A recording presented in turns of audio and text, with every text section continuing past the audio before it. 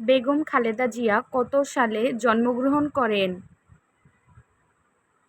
1946 সালে। বেগম খালেদা জিয়া বাংলাদেশের কততম প্রধানমন্ত্রী ছিলেন? প্রথম নারী প্রধানমন্ত্রী। তিনি প্রথম কত সালে প্রধানমন্ত্রী নির্বাচিত হন? 1991 সালে। তিনি মুসলিম বিশ্বের কততম নারী সরকার প্রধান ছিলেন? দ্বিতীয়। বেগম খালেদা জিয়ার স্বামী কে ছিলেন? জিয়াউর রহমান। তিনি কতবার প্রধানমন্ত্রী হিসেবে দায়িত্ব পালন করেছেন? 3 বার। বেগম খালেদা জিয়া কত সালে বিএনপির চেয়ারপারসন হন? 1984 সালে।